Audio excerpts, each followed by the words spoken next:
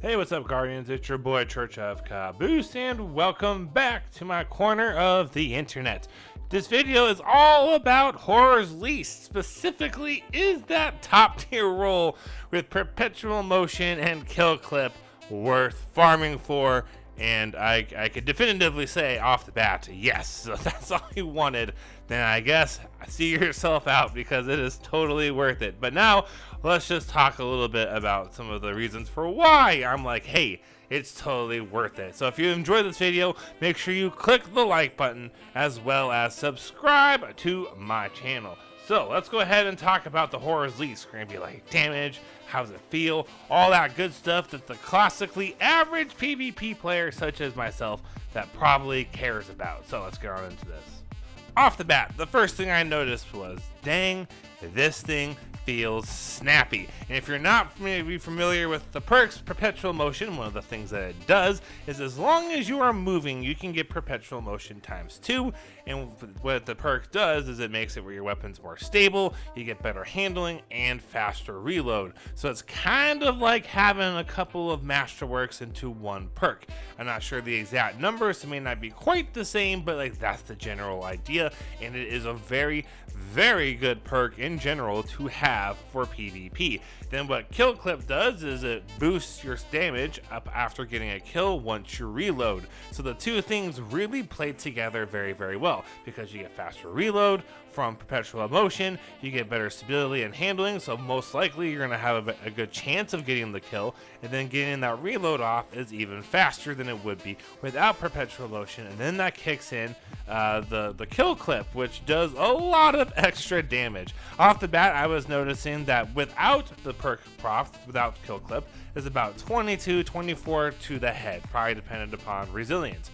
With kill clip propped, it was more like 32, 34, again, probably depends on resilience. So as long as it did the math right of percent times whole equals part, so we know the whole is 34, the part was 24, so dividing them out, I was getting 75% as the damage boost, which feels like that should be wrong, but math doesn't lie. So unless I did that wrong and I explained it out so someone could be like, hey, you messed it up, I'm pretty sure kill clip on this weapon is giving it a 75% damage boost right now.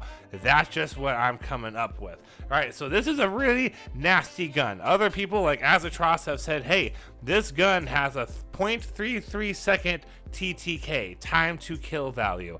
That is wild. That's like not forgotten days. So this pulse rifle really is not that easy to beat out as far as the other pulse rifles go, especially in the rapid frame.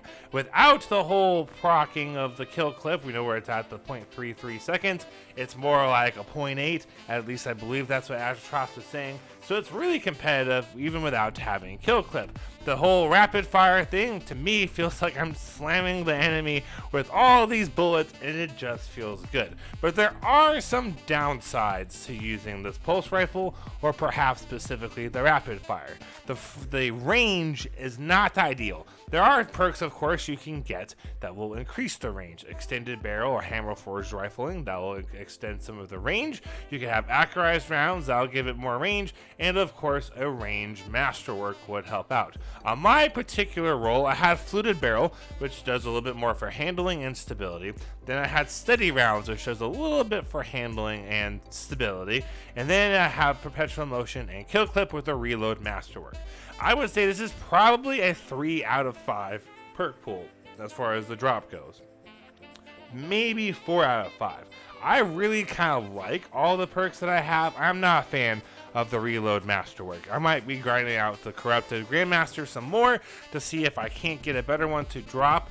In fact, I'll probably hit some of that up here after I make this video, because I would love to have the accurized rounds and then any other masterwork but reload speed. And here's kind of why.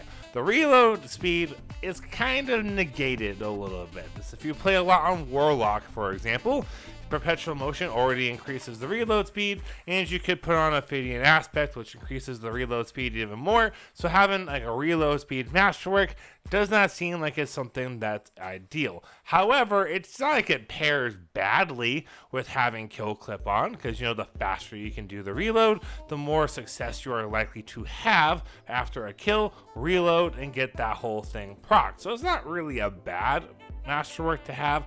I just prefer to have something like handling, stability, or range, especially on these adept weapons, because if you can, you always want to get the adept version of any of these guns, because when you masterwork them, every little area gets a bit of a stat boost, not just the area that the actual masterwork is in. So if you have a non-adept weapon, if it's a ranged masterwork, the only increase that you're going to have when you masterwork the weapon is going to be range. On adept weapons, every little slot gets a plus like 2 or some plus 5, I don't know, something small like that when you masterwork the weapon, which means it gets overall a lot better. Which is part of why the Horror's Least adept version with perpetual motion kill clip will probably almost always be better than the non-adept version. Also, you have adept mods. So the reason for why I would rather have stability, reload, or stability, range, or handling masterwork is because there are adept mods that essentially give you another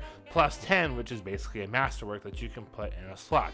So for example, on my pulse rifle, I have the reload masterwork, and then I put in the mod of adept range, which gives it plus 10 range. Alright, it's kind of like having a masterwork slot.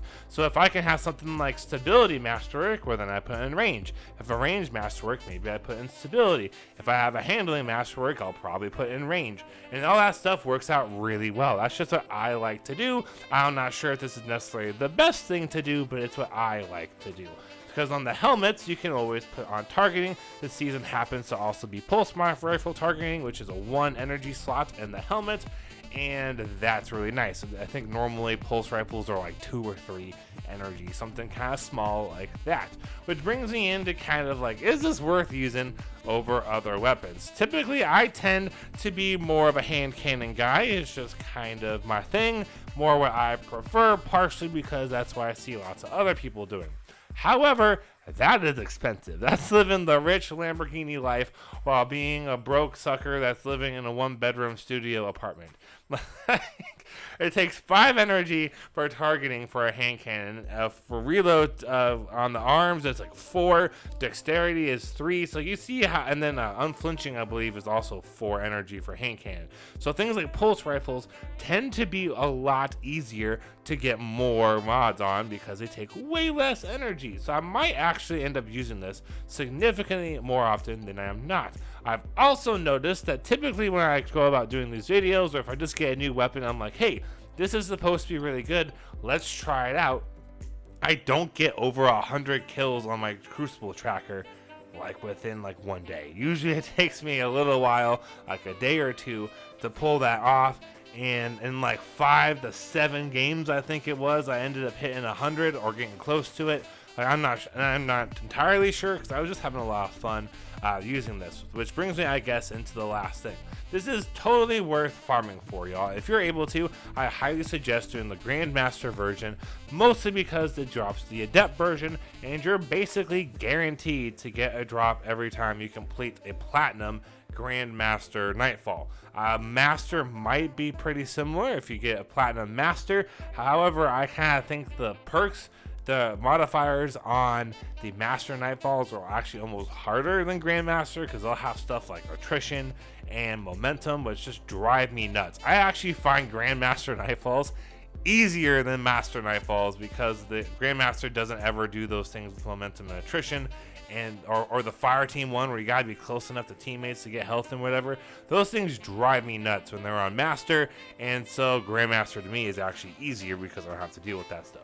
But if you're not able to do Grandmasters because maybe you don't have a team or you don't have the power, then the lower levels will be fine. Just realize you might have to run them a lot more in order to get the drop. And the lower the difficulty is, the less likely of the drop it is for you to have.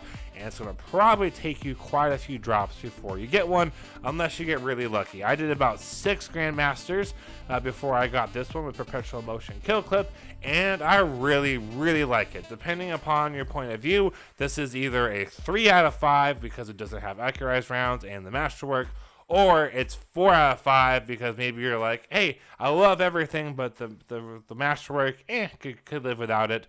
Or it's 5 out of 5 because, to be honest, the perpetual motion works really well with the reload speed because it does reload faster. However, I kind of can't help but wonder, what would the handling be like if I had a handling masterwork? Or what would the stability? And so I just think it might potentially be just a little bit better with a different masterwork, and I'll be curious to see if I can't get that to find out. So if you guys really enjoyed this video, make sure you click the like button. I also probably sped the footage up here. I wanted to give you guys the most amount of time to like see all the interactions and stuff, so I increased some of the footage here. I tend to not be great at Crucible, and so if I was to go through and do all the individual clips and stuff like some bigger creators do, that would take me forever, and I just don't want to do that. And I also kind of think it's almost like it's cheating a little bit. Not like cheating is it, but like it maybe just makes something look better than it actually is. So if I never show like the actual hole in the game thing, you might see it and be like, wow, this is fantastic. But if I have like the whole thing going, I might be like, oh look, there's something where I wasn't quite handling out because there's probably some engagements I lost because of the range, or because like it has a steep fall off. Like it's pretty dramatic. There were times where it was like I felt like I was hitting a dude for like maybe 20 in the body. They stepped back just like a tiny bit and they went down to like 10. So I think it's got a pretty good damage fall off. And I was like, you know what? Stuff like that can't really get shown if I only have little snippets and clips. So it kind of works out pretty well for me to do that. So thank you guys all so much for watching. I really appreciate it. I would love to hear down below if you are looking for a role and what specifically you're hoping for. If you think, hey, there's another role I think would be really good, try it out, because I do have some. I might try out Perpetual Motion High Impact Reserves, because I do have one with that. I think I have one with Under Pressure High Impact Reserves, I believe.